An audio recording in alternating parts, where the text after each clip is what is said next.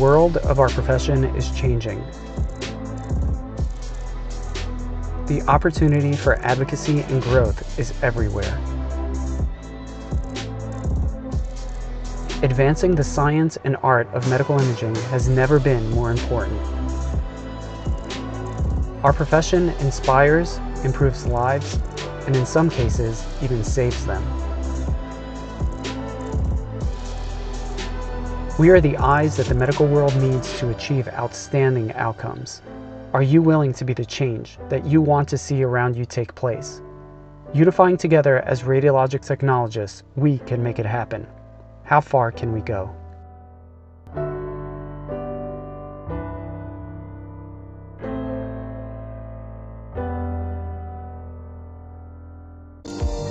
Before we dive into today's episode, here are two quick opportunities you don't want to miss. First, if you're looking for the smarter way to find high-paying rad tech jobs, you've got to visit rademploy.com. And when you sign up at no cost using code RTL, you'll get your hands on a CE course valued at $247 that you can use at any point in your X-ray career to earn up to 24 Category A CE credits, absolutely free. Second, whether you're wanting to ace your exams in the X-ray program or studying for the registry, the 21-day Registry Review Challenge is a must for all X-ray students. Guided by 42 experienced instructors and an average score of 85% on the registry, it walks you through the ARRT specs line by line, giving you everything you need to pass that big exam. Institutional packages are available as well, making it easy for programs to improve efficiency with grading, boost pass rates, and reduce the likelihood of students failing out of the program. So head over to radtechregistry.com and you'll get a free gift just for visiting, all courtesy of the Rad Tech Life podcast. Enjoy the show. Hey, just as a reminder, if you get value out of these podcast episodes, please like, share, and subscribe below to the channel. And if you're a student, there's a link below this video that'll take you to a free mock registry exam. With that said, thanks for tuning in. Hello, everyone, and welcome to the Rad Tech Life podcast. I'm Lazar Lazarovsky. My guest today is Simon Lam, educator and clinical coordinator at Kaiser Permanente School of Allied Health Sciences. Today, we're tackling one of the toughest hurdles for students, physics. Using simple, memorable examples like dodgeball games, water fights, and even Goldilocks, Professor Lam makes X-ray interactions really easy to grasp. From scatter and absorption to patient dose and image quality, this conversation will change the way you see physics and give you confidence heading into your next exam. Professor Lam, welcome to the Rad Tech Life podcast. Yeah, thanks for having me. Yeah, of course, man. I was looking forward to having you on the show. And as always, I just like to ask my guests, what drew your interest in radiography and what made you choose to go into this specific field?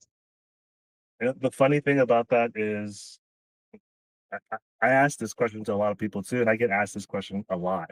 And for me, I've always viewed it as kind of like a leap of faith because when I was coming out of high school, I didn't know this field existed.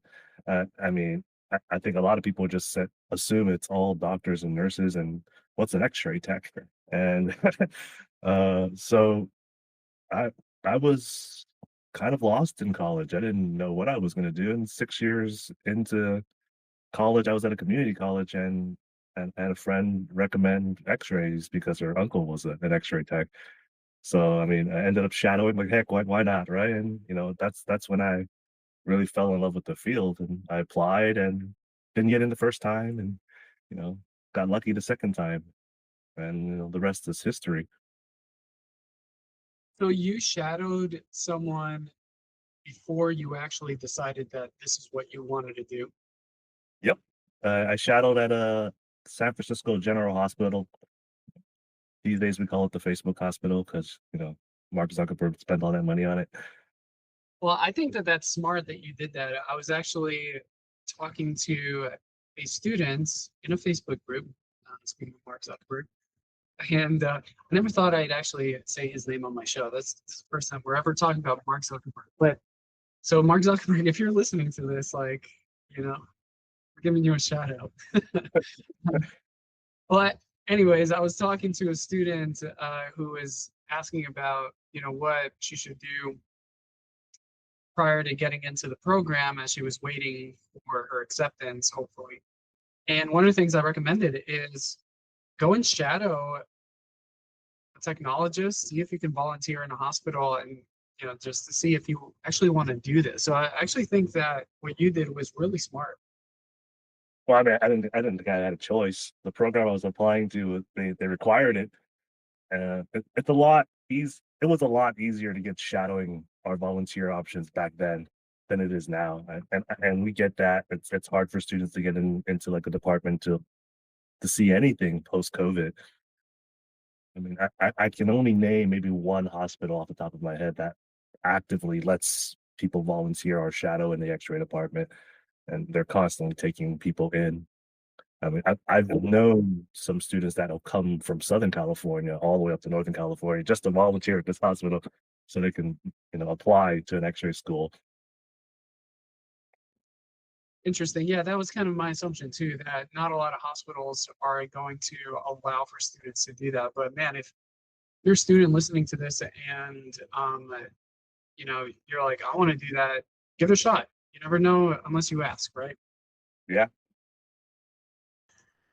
Okay, well, you've been in radiology for a while. It's been 15 years in radiology, is that right?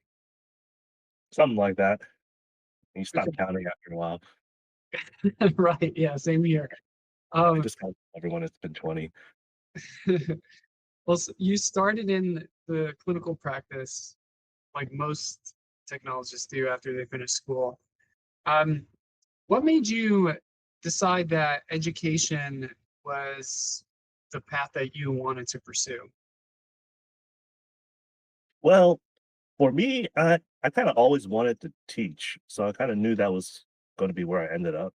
I was a Kumon tutor, before I got in the program, during the program. So, teaching math or tutoring math kind of got me through school. And the plan was always, hey, let me just do this for 20 or so years until my body stops working and and then I'll teach. And that was, the goal was maybe around when I turned 40, I'll do that. Uh, But, after 10 years in the clinical setting, I just like, what, there's nothing wrong with just starting now. I was getting ready to start a family and we wanted a little bit more flexibility and time, so I did that. I made that transition. I applied, and HR said, "No, we're not interested. You don't have X this, you don't have that." And I was fortunate to have one of the program director of the school I'm at right now just reach out and say, "Hey, are you still interested? I know you don't have a bachelor's degree or anything, but would you want to give it a try?" And they brought me on as an adjunct, and I kind of taught their evening track classes for a little bit, and then they said, "Hey, if you want to do this full time, go get a bachelor's," and that's what I did. What was it kind of a grind for you, like going through, becoming an adjunct professor and still, working as a technologist while, trying to start a family? It was hard, but I had a lot of support. I mean, my wife was very supportive. Uh, I always tell everyone I wear a lot of hats, and one of my biggest issues is always agreeing to more things than I probably should. And I mean, It's it's it was an interesting perspective, that I was able to tell my very first class, like, "Hey, I'm going to school right now too, so I'm here with you on this at the same time," right? And, it was fun because I was teaching them and I was getting advice on some of the classes that I was taking from them as well. Like, I didn't know any Spanish, and I had one student that was like, "Hey, I can help you with the medical Spanish," and I was like, "Oh, that's great." And it's like, "I'll trade you, some Spanish terms for physics." I was like, "All right, good deal." And that worked out great. Well, it sounds like you're pretty proficient in physics and um, in math. Is that kind of like your specialty? Yeah, that's kind of where they had me start, and that's where I've been. And They just kind of give me more classes as we've gone along, but mostly it's just been the physics and the computer stuff. Well, the biggest fears that X-ray students have, one of the biggest fears is physics, the other is math, and then a host of other things that follow it. um, I mean, it's not as bad as it used to be. The math's a lot easier now than it was when we were in school. yeah, that's right. And why would you say that though? Like, why would you say that the math is a lot easier now than it was back then? Well, I think there's been a lot of math that's been removed from our field. I mean, I, I don't know if you ever worked on one of these machines where the math wasn't calculated for you, so you had to push the physical button for MA, and the time was all in fractions, and you had to push that, or you had to turn a dial to get a decimal, and then you had to do the math actually in clinic. These days, it's, oh, let me just pick my mass, and the computer will figure that out. Uh, but I mean, what we tell students now, the hardest mathematical operation you're going to do in this program is a square root sign. Uh, But part of me feels like when I was in school, that wasn't true. Like we did natural logs and logs and things like that. And I was like, okay. And I don't even remember why we did that, but I remember doing it. Well, it's probably because it was going to be on the registry, right? Uh, Some of the things that students are learning now is, they'll often say to me like, why are we learning this? Like, I never see it in my clinical setting. And the short answer is, well, it's still required by the ARRT, and it's going to show up on the registry. So you need to know that.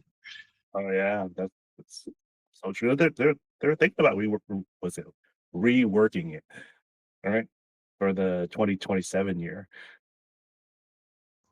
Yeah, there's an update coming soon, and we got to be thankful for that for sure. Well, my next question for you is when you look back on your career so far, what were the key moments or like the turning points that really shaped how you approach teaching and why you show up for your students today? Like what's your teaching philosophy and what motivates you, you know, to show up every single day? Well, it's still fun. Uh, my thing is I kind of grew up on all those old Disney films. So like Mary Poppins was one of my favorite films, and she has that line where for every little bit of work, there's some element of fun, right, or something along those lines. And for me, teaching is still fun for me. Uh, I remember my first year teaching. I told myself I don't do all this crazy stuff. I mean, what they're gonna do? The worst they can do is fire me, right? And well, yeah, I tried to teach inverse square law. I brought some confetti poppers in the class, and all these students popped all this stuff in the classroom, and the, the campus was covered in glitter for a week as they dragged it around. So I got a talking to, so I don't do that anymore. Um, uh, the pandemic really changed a lot of things. I learned a lot during the pandemic. We did the online learning. I learned I don't like to teach online. It's it's hard for you to get that feedback you need as an instructor. I think in the early days, the internet just wasn't prepped for it. So I was talking to the black wall a lot of the time. That was really hard. I mean, but a lot of good things came from that. I record all my lectures now. I have a Discord server for my students, so I've got alumni in there. I've got the second years, first years, and techs and vendors and things like that, and they all kind of have access to all of that. I mean, I don't make PowerPoints anymore. That used to take up a huge amount of time, and it didn't work because you're constantly updating it. So these days, I've taken the let's make a PowerPoint on the fly approach. So you'll throw a blank slide on the screen, and you just make the PowerPoint as you lecture, and then you give that PowerPoint to the students. And I feel like that has more meaning because you know how a PowerPoint is. If you someone gives you a PowerPoint and there's no context to any of the bullet points or anything, it doesn't mean anything. So I feel like when we make a PowerPoint in class as part of the lecture, the students, it makes more sense to the students as they look back through it, and then they have the audio of the lecture from the recording that helps along with it. I think those are a lot of the things that, I mean, unfortunately, the pandemic was one of those big, you know, key moments in my career so far. I started teaching right before it hit, and I had to teach through it, and and I'm here right now with all these extra tools because of it. You have to adjust to all this online learning environment. Well, do you have any links that you can share? I would love to take a look at, just your approach to creating these PowerPoints as you teach. That sounds really interesting. Yeah, I mean, there were a lot of kinks in the beginning, but essentially what you do is you open up a PowerPoint, just a blank one, and you just push enter and create 20 blank slides, and then you just you start the slideshow, right? And it'll show a blank slide, but you don't interact with the slideshow. You interact with the slide deck. So on there, you could insert text boxes, and whatever you input, it'll show up on the slide, like right there on the spot. And I have like a stylus, so I can draw it in and when I need to too. So it's an interesting way to do it, but I've gotten a lot of good feedback from that because I don't think anyone likes just listening to someone just read bullet points. So Well, yeah, it's definitely an interesting way of teaching because I think a lot of students, myself included, are we're just used to the PowerPoint method, and this seems like it's more of a like everything is up here. well, I mean, I have my little notes on the side, and I'll go, well, this is what I got to cover. I mean, I can't remember everything. I'm forgetting things more and more every day. Yeah, yeah. I was gonna say that that could be one of the challenges that you might face. But if you have, your general outline, and of course, if you have a mastery over the subject, you're gonna be able to kind of like go down go down the list and create it as you go. And I think that the students being a part of that creative process um, really helps them understand the material better rather than it just being pulled up for them. And some professors will read right off of the slide, while others will just use the bullet points and then just talk about them in class. But I think that's a really interesting approach. I really like that. Yeah, it's almost like the cheap version of all those YouTube videos where you draw a presentation. But it works, I guess. Yeah, it sounds like it's working. I could definitely see why it would. Now, if a program started from scratch, let's say, just hypothetically, what advice would you give to create a better learning experience for today's students? Maybe include something like what you were just talking about. But if you were a consultant, let's say, what would you say would improve the experience for today's students? Um, well, I think today's students, they have access to more resources than any other student in my entire career. I think any program that's starting from scratch today needs to really needs to be ready to embrace and take on all the advantages of these resources. The AI, the VR, the YouTube videos, the Rad Tech boot camps. I mean, even your podcast and your challenge. I think a program's got to be ready to give feedback that's accurate, specific, and quick. Because I think a lot of students today, they don't want to wait a week for an email response. They kind of just want. I asked the question. Can you give me feedback right now? I positioned this patient in lab. How did I do right now? I think any program starting now has to be ready to adapt to the changes, and not just generational changes but just student changes. the program has to be transparent with their expectations. Uh, What do you expect from the students? And what should the students expect from the program?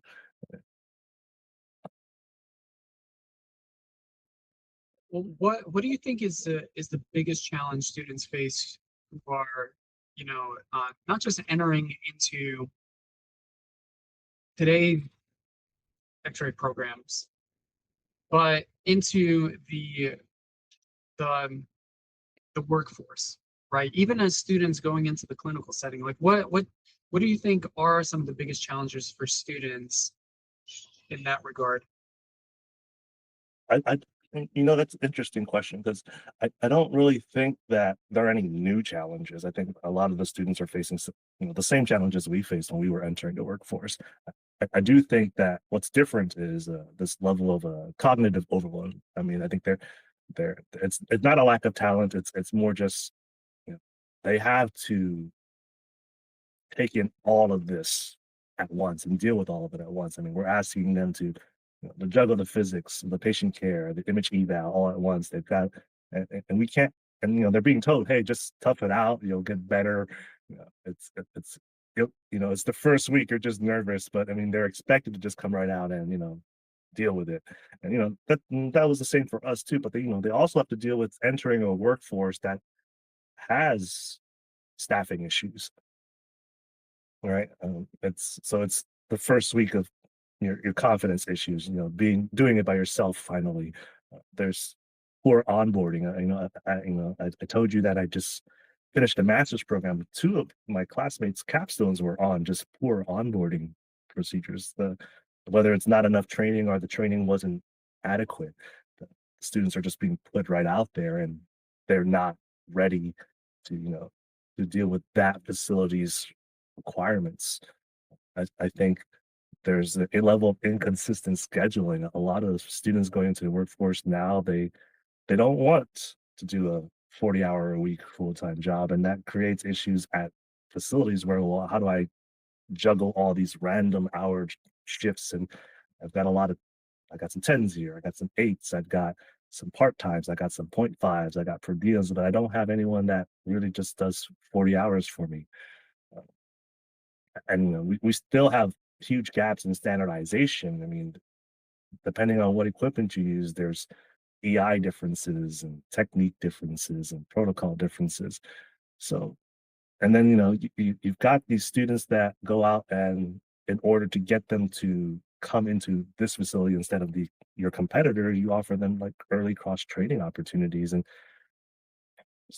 frankly, students that don't spend at least a year in radiography, they don't get the chance to build those skills, and they go right into CT or mammo, and they never get the chance to build the confidence or the skills in just general radiography. So I mean, I think those are huge issues with today's workforce. We're all still trying to fight this huge shortage. So you would say that boosting a student's level of confidence would just include them gaining experience in a certain discipline? I think there's something to be said about just being able to fail at certain things, and and learning from that failure. If you never get the chance to fail, then you don't really have a chance to succeed at it. So you're missing out on that.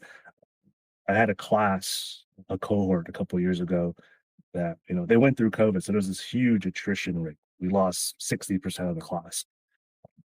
We lost that, the usual, because people weren't interested in it, the field they found out and just left. But at the same time, we also had a group that just they gatekeeped in the sense that, hey, I know what I'm doing. I'm going to worry about me. And by the end of like the second quarter, we had nothing but A students, and all the B students and all the C students were basically X'd out. And I still tell those members, they're all techs now, they do whatever they want, but I still tell them when I see them, like, hey, what I still feel as an unfortunate circumstance of all that is you guys plateaued really early because you never got a chance to experience all the failures of the classmates that didn't make it with you, right? Those B students and those C students, they would have made mistakes that you could have learned earlier. and now you're in the field and now you make it. And it's like, okay, well, you could have got this sooner.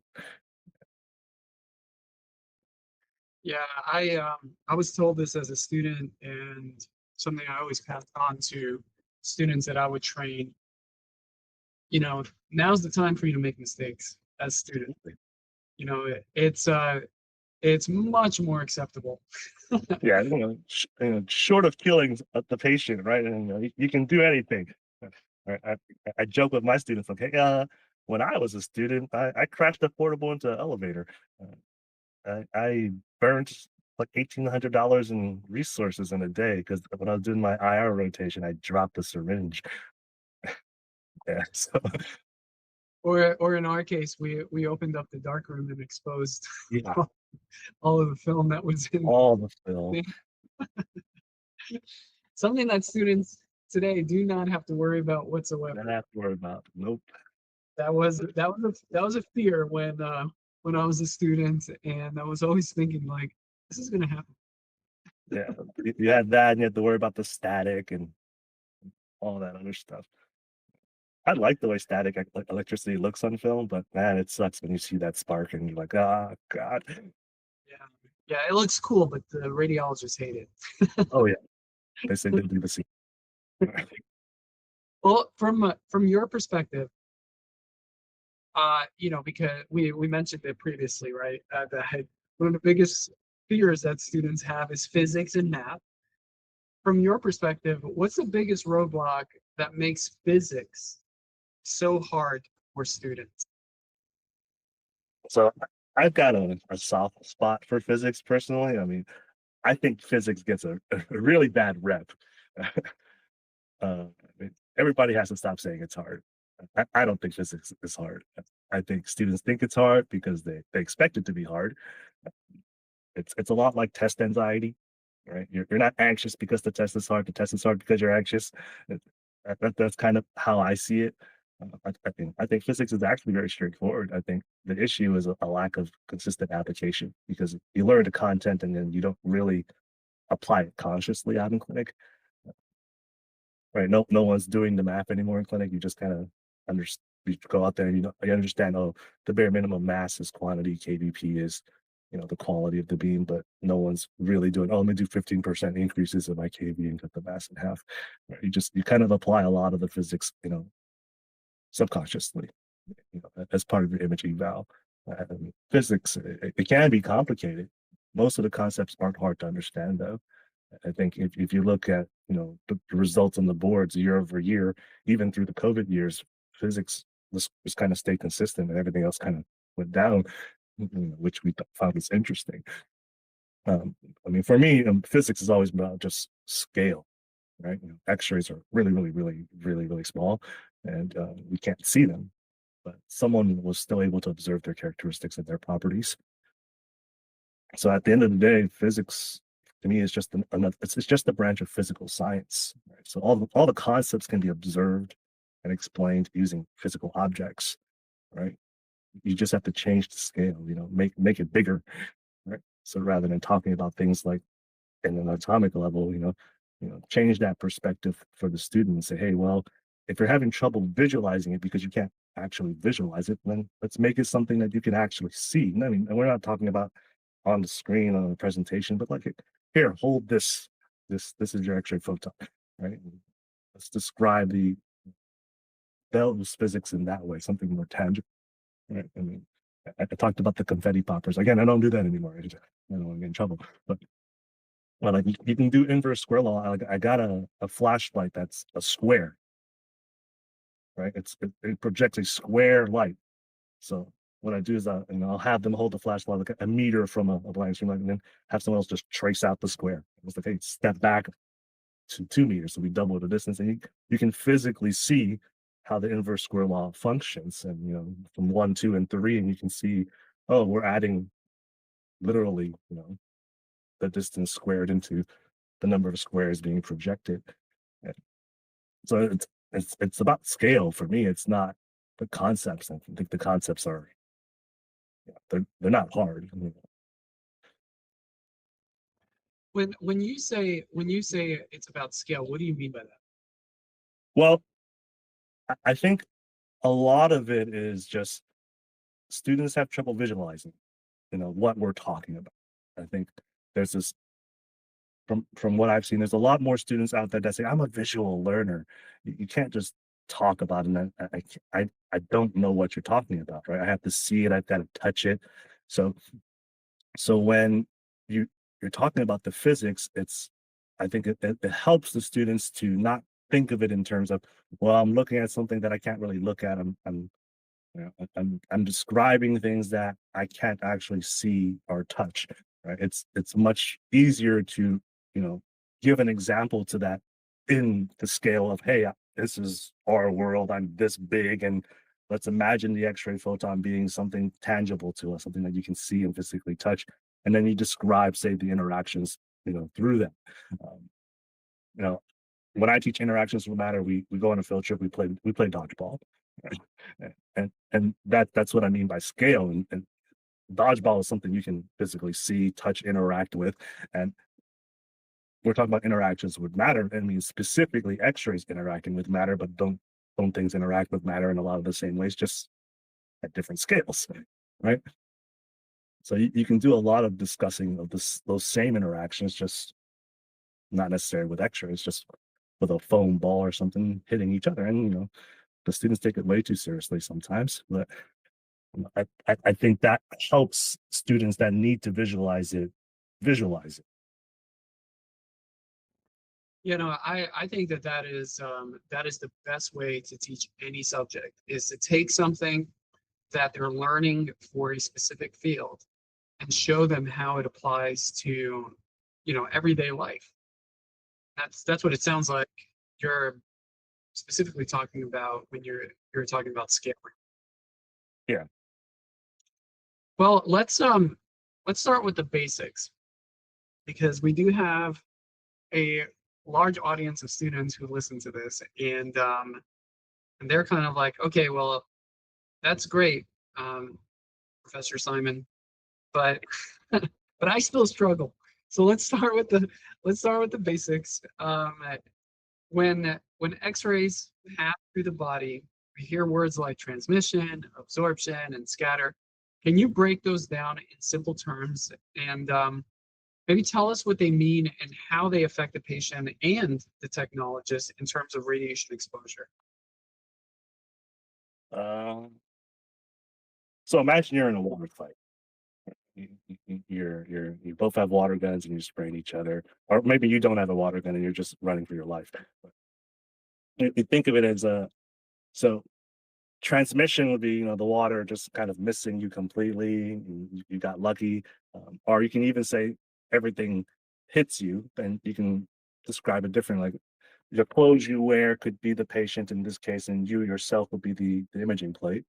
All right. Transmission would be all the water that got through your clothes and just hit you in the chest, and now you're wet on the inside. You don't like that, but if the water got through you, and anything that's absorbed, well, that's your clothes getting soaked, right? And the scatter would be, the collateral damage of your friend standing next to you getting wet too, right? Because the water is going to splash off of you. And, I mean, you break it down, you make it simple like that, and it, it really makes it easier to understand how it does affect patients and technologists, right? Right, because if everyone's just trying to avoid getting wet in the water fight, then you can think of it like, well, if I want to avoid getting wet, I want to avoid being exposed to radiation, right? So at the end of the day, it's like, well, absorption's not good because absorption's just dose to the patient, right? And if your clothes get wet, well, that just means you're wet, right? The water's going to get through eventually, and the more wet your clothes are, the more wet you're going to be, right? So the more dose you get. Uh, Water that just goes through and hits the imaging plate, well, that that just gets, the imaging plate wet. But I think a lot of people don't remember that's, yes, the patient's the primary source of scatter, but so is the plate. The plate scatters too, right? So any water that gets on you, it's going to come back and get your clothes wet too, right? And the more scatter there is, the more collateral damage there is, right? I don't know about you, but when I get wet in the water fight, I go and find someone and I hug them, right? Because I don't want to be the only one wet. Well, thankfully, radiation, when it does hit a solid object, it dissipates and it doesn't stay in the room as long as water stays on our clothes. Yeah, but we can say the same thing. Eventually, that water's gonna dry, right? It is, and that, no, I think that's a great example. And as you were talking about it, explaining it, I was visualizing this doodle of friends playing, together, and they're throwing water balloons at each other, and then like one of the friends getting hit in the chest, and the other friends are just kind of like in horror watching as the water splashing towards them. That's like the scatter. No, I think that is a very, very good way of explaining transmission, absorption, scatter on a very simple level. Now, coherent scatter, speaking of scatter, it's usually the first, interaction students learn about. Um, at least it was for me. But what's the difference between, you know, coherent scatter and Compton scatter? Those are like the two main types of scatter that students learn about. Is one worse than the other? Why should we care about that? So, like I said, we play dodgeball to explain these, and and coherent scatter is kind of like when someone tries to throw the ball really hard, but it doesn't really quite go anywhere. The ball slips or something. It kind of dribbles on the floor and eventually rolls to somebody, right? So it's a very low energy kind of interaction. Uh, it results in there's no ionization taking place. No one gets out, right? If the ball eventually rolls and taps you on the foot. So it's and you can say it's the one that's the least worse, right? It doesn't really play a role in the game itself, other than to pass the ball to another person to throw it. It doesn't have a tremendous effect on the image and dose, right? Competence, it's that's where we get every now and then we get students that have played softball professionally, and I will tell you, when balls start flying, it's terrifying the way how fast and straight they can throw these little foam balls. So competence is that middle to high KVP range, and those outer shell interactions. So, this influences the game, because when we have competence in game of dodgeball, that means the ball hits someone and then it ricochets, right? So you get that, oh, I got you, you're out. So we get the ionization, we get the ball ricocheting, so we have that scatter radiation, and that scatter radiation can get somebody else out, depending on how much energy is left over, right? Because there is that change in direction. There is going to be um, more involvement in the game. So competence is going to be the interactions that's much worse.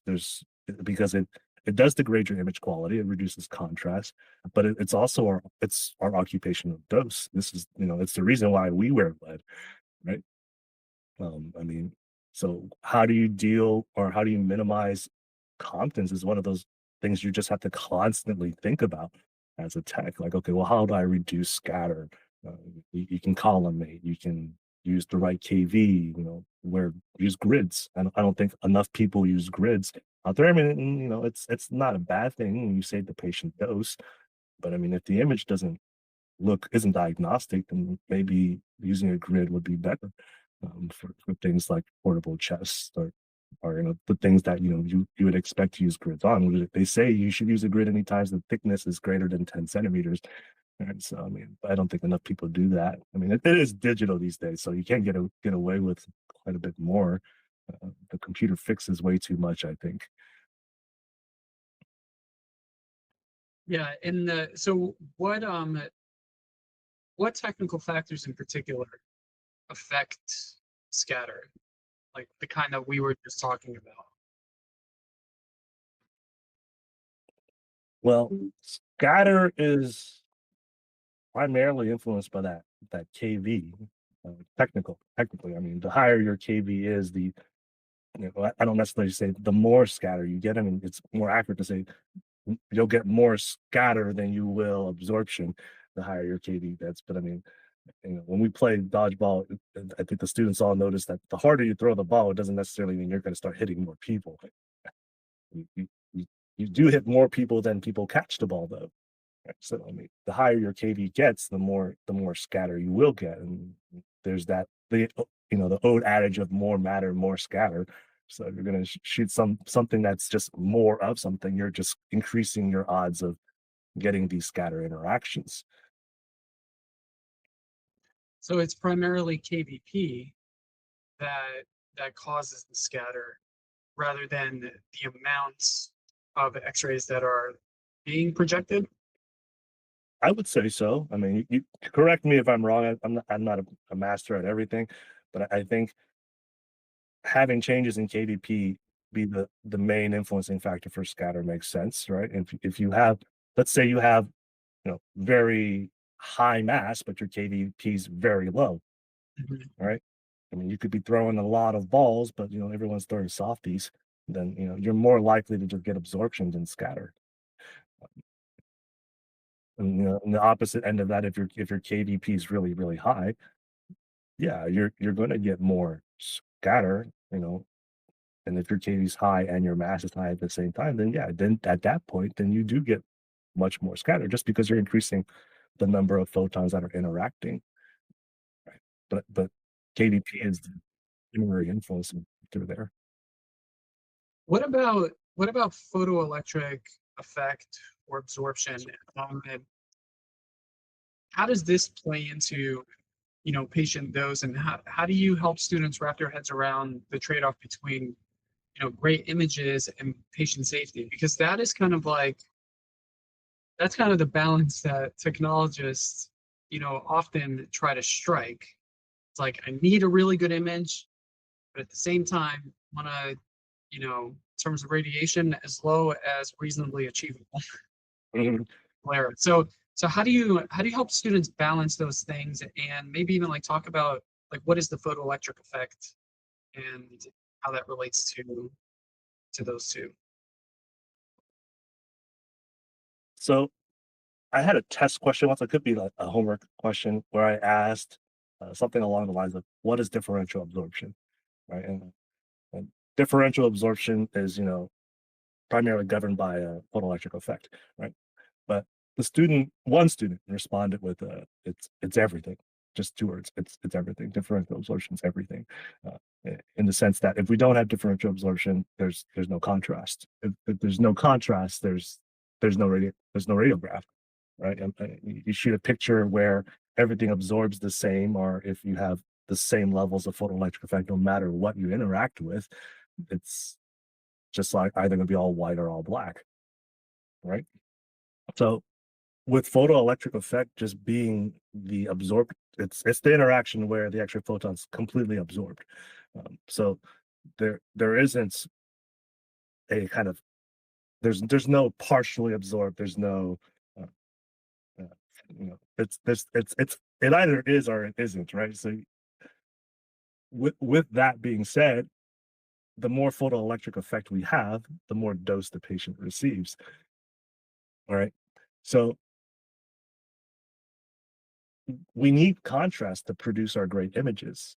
And I think, like you said, most techs are trying to do this whole, well, I should be able to get great images while maintaining patient safety, or reducing patient dose. So it's this constant struggle of, like you said, trying to find that balance of what's appropriate for the exam we're doing. What determines the appropriate level? Well, that's kind of based on what's being imaged and the purpose of the exam. Uh, I've had students come back from clinic and they're saying, well, this tech said, "Oh, we shot this. This is good enough." Or it was a chest X-ray for TB, and they clipped the costic phrenic angles, and it said that's fine. We don't need to repeat it. And I, I'm not going to take a stance on that either way. But I mean, that's kind of that balance you have to take. It's not just about technique. It's not just about whether the image is optimal or not. It's is it optimal for the purposes of this exam? Does this radiograph provide or aid in diagnosis? Right? I mean, as technologists, I think we still fall back on that rule of thumb, right? And you use a lower KV only when it meaningfully improves diagnostic quality, right? And for the otherwise, you're just going to favor higher kV and lower mass, right? Just and use excellent collimation, and you know that way we kind of balance image quality with ALARA, and we make our choices explainable and repeatable and safe. What about pair production and photo disintegration? What are those, and how do they kind of relate to what we've been talking about? So when we play dodgeball, I have students ask me, "Well, what about pair production and photo disintegration? Where is that in the game?" I'm like, "Well, it's not, right? Just like it's not in, diagnostic radiology, or, it doesn't really occur in our diagnostic range. This is more nuke med and radiation therapy." And they're like, "Well, if we could put it in the game, what would it look like?" I'm like, "Well, imagine someone throwing the ball so hard you either get split in half or you explode and you don't exist anymore, right? I mean, that's kind of what it's like, right? I mean, they require so much energy that we just can't do it in diagnostic radiology. So I would say for students learning it, it just you learn the concepts, but day to day radiography is dominated by Compton's and photoelectric effect. So is that something that students still need to know though for like registry purposes? I don't think I remember seeing it on the content specs. I could be wrong. I mean, last time I checked, I don't think it lists specifically pair production and photo disintegration in the general radiography ART content specs. I could be wrong. I mean, I'd have Yeah. to look again. Yeah, I'm not sure that I remember whether or not it's on there. It's just I thought it was like a curious thing that connects back to radiation. But I'm gonna give you a scenario because we have a lot of poor nervous students out there.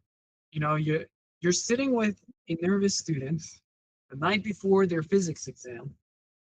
They're like, Professor Simon, I still don't buy that this is easy.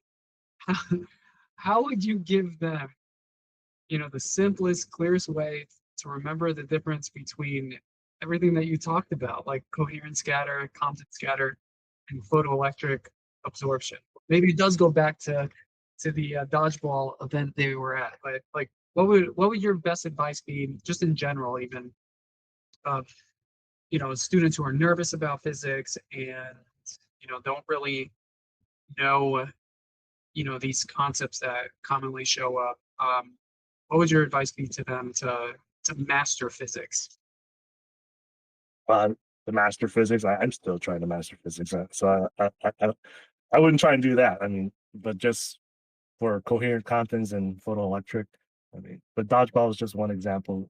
Uh, I tell them, hey, find an example that works for you, because again, it is still just scale. I mean, what allows you to visualize these concepts?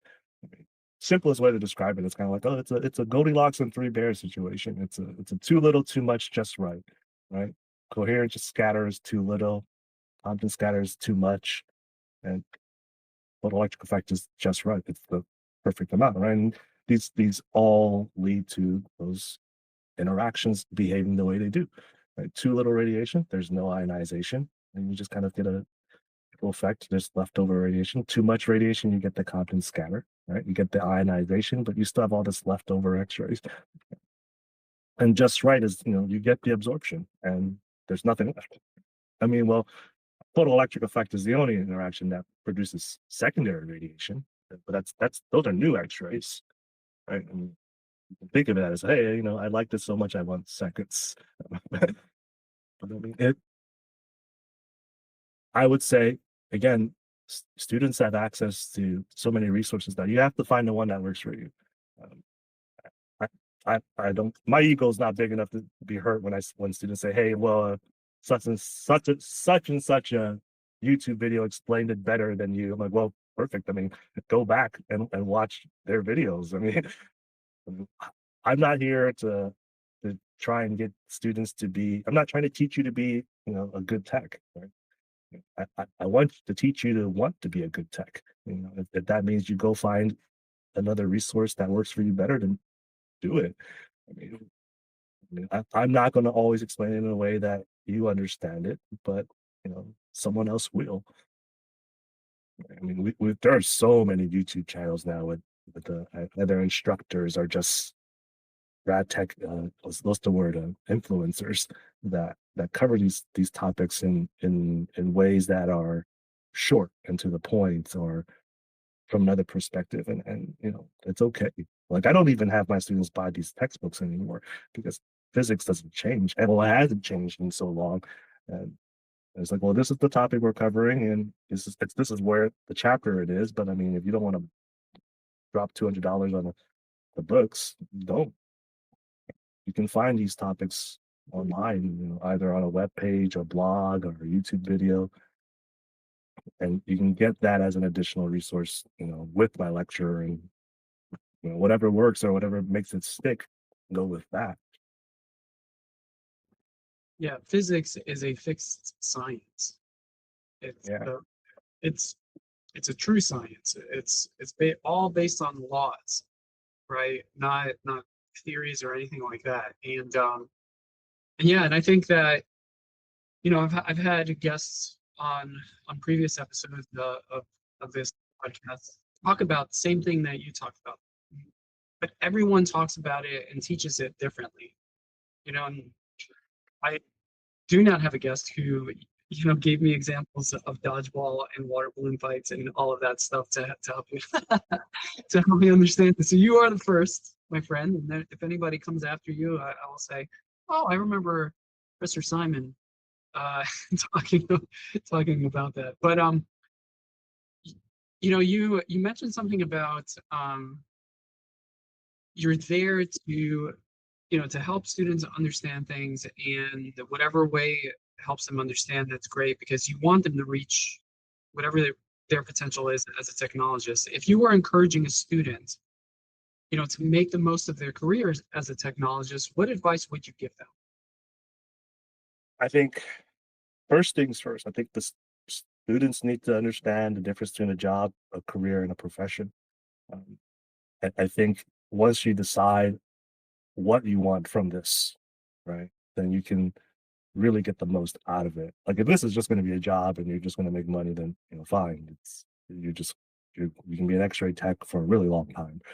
I've known a lot of techs that continue to do this into their 80s.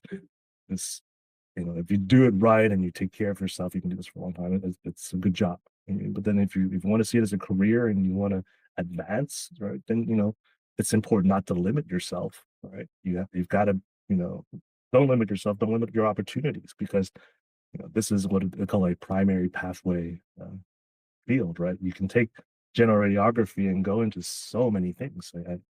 I have colleagues that have gone into everything. I mean, you can be a tech, that you can go stay in the clinical environment and go into advanced modalities. You can be a teacher like me. I mean, we're very rare.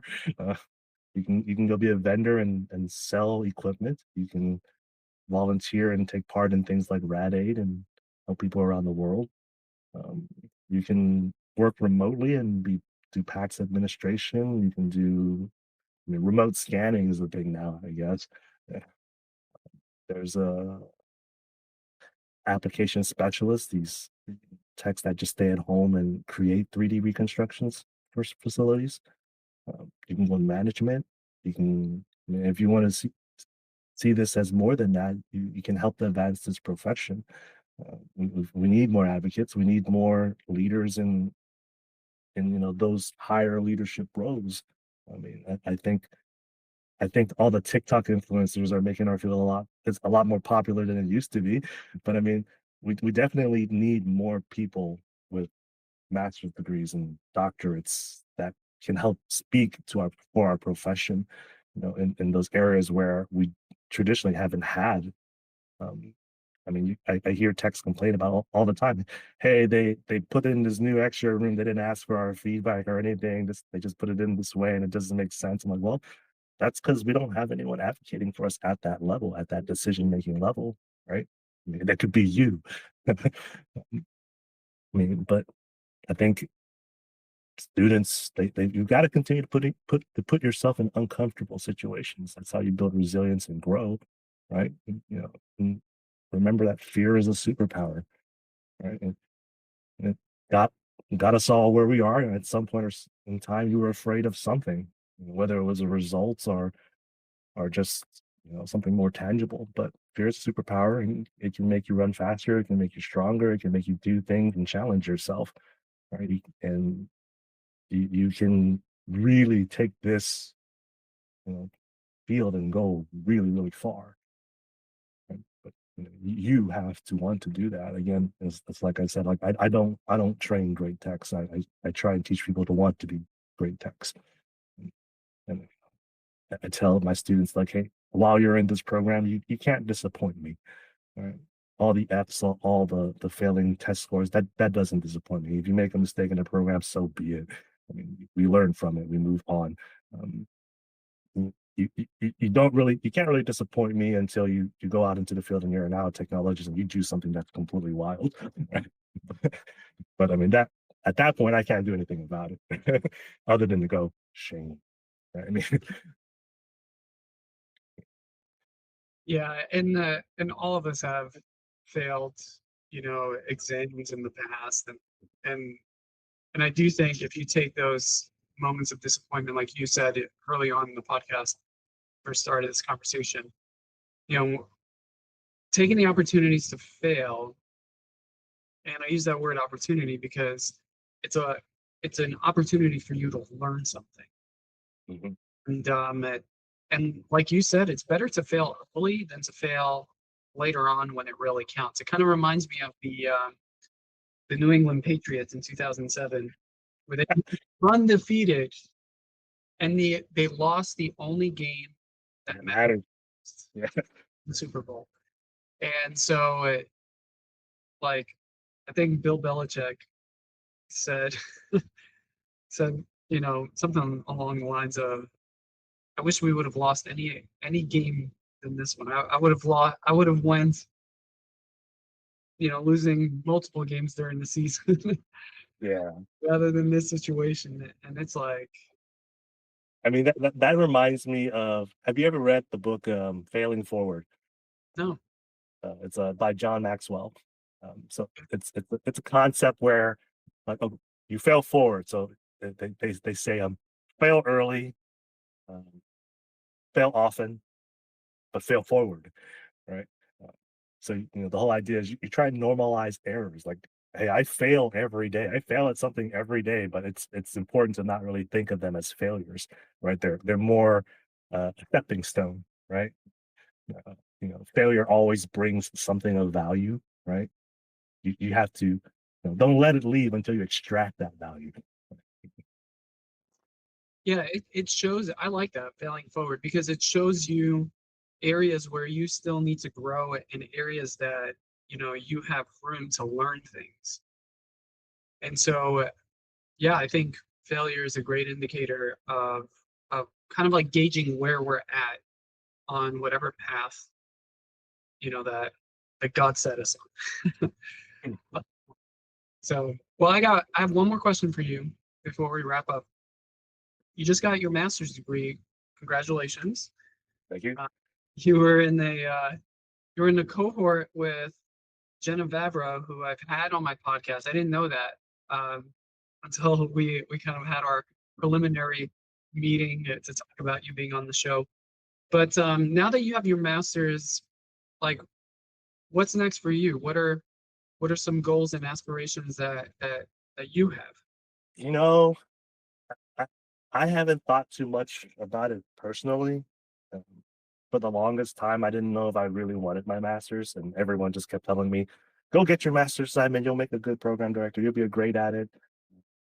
And, and for me, it's just like, oh, you know what? I kind of like what I do right now, and I guess they wore me down. And I think getting the master's, I think the natural just progression to that is, maybe I will just go either, be a program director one day in this program that I'm in, or maybe I'll go help start a new program somewhere else.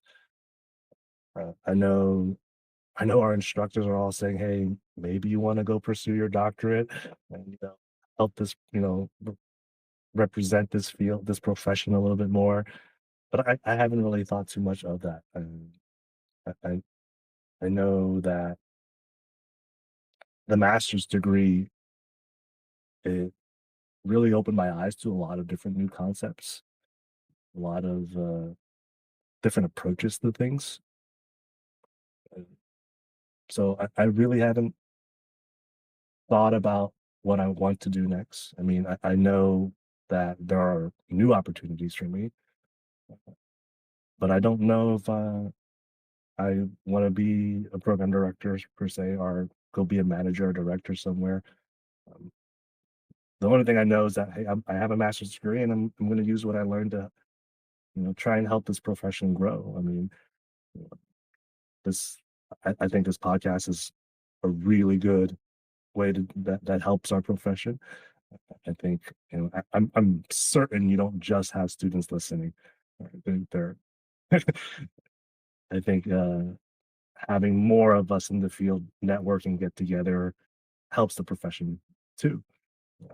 Like, I've only met Jenna once in person. We just kind of randomly bumped into each other at the JSER conference, but the rest of the time has just been in online forums and Zoom meetings. And every time I meet her, I learn something new. Right? And I think every time we've talked so far, I've learned something new. So Well, I appreciate, the heart behind, your advancement in education and how you want it just to better our profession. Yes, this podcast does exist, um, for us to be seen as the campaign go on with the ASRT, and yeah, I think we all have a small role and small piece to kind of like be a part of the play in this profession, and I hope that students do number one value this profession as much as you do, as much as we all most of us do. Can't speak for everybody, but I hope they do value it because I think that this profession has a lot to offer, and and I mean, I love one of the things that I love about this podcast is that I get to meet you guys. Are you going to be at the CSRT conference? no, my daughter's birthday is that weekend. Oh well, you know what? Yeah, he's doing the whole Wednesday Adams thing. So Oh, if you look behind me here, let's see if I turn the blur off. You will see this huge pile of cardboard. Yeah. Well, I don't know how to turn it off, but this right here. uh-huh. I'm Well, gonna convert it into a coffin for her. uh, well, I'm sure she's going to have a lot of fun.